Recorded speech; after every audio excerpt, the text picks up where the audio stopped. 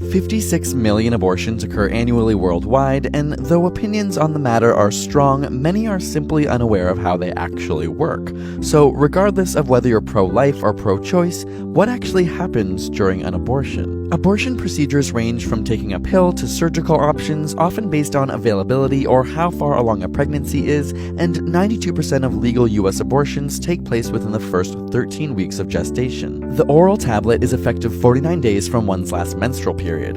Often containing mifepristone, it works by blocking the hormone progesterone. Progesterone promotes smooth muscle relaxation in the uterine wall throughout pregnancy, and so the pill causes the uterus to contract and the embryo to be expelled in what seems like a heavy period. Vacuum aspiration is a surgical procedure usually used up to 16 weeks after conception and is typically performed under local or general anesthesia.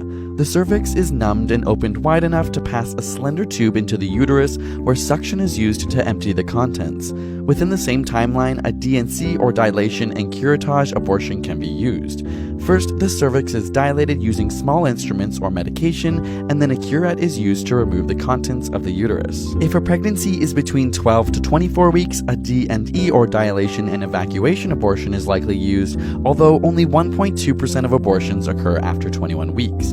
In a D&E abortion, the cervix needs to be dilated wider, often using osmotic dilators, which are short rods made of seaweed or synthetic material which absorb moisture and slowly stretch the cervix. These are usually inserted the day before surgery. Once dilated, fetal and placental tissue is removed via vacuum aspiration, forceps, and a curette. The decision to have an abortion after 24 weeks is extremely rare and often due to severe fetal anomalies. When abortions are allowed by the local law, they are one of the safest procedures in medicine, with case fatality rates less than 1 death per 100,000 procedures.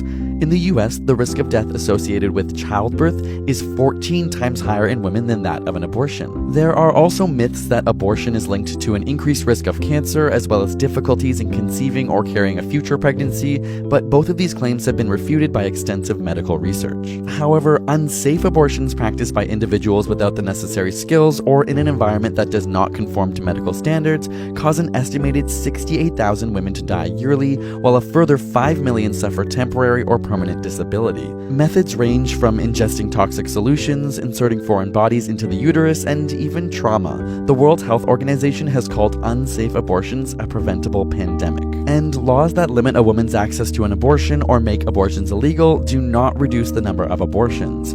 Countries where abortions are illegal have roughly the same number of abortions. What changes instead is the incidence of unsafe abortions. A 2011 study did find that state-level anti-abortion laws in Texas correlated with lower abortion rates in the state, but these results did not account for women traveling to other states with less restrictive laws to receive a procedure.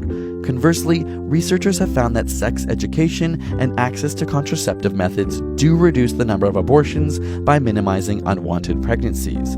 This can be seen in the abortion rates decreasing significantly in the developed world since 1990. Ultimately, access to legal abortions make women's lives safer and healthier. If you'd like to learn about Plan B or emergency contraceptive, which is not the same thing as an abortion, you can check out our video on that here. And don't forget to subscribe for more weekly science videos every Thursday.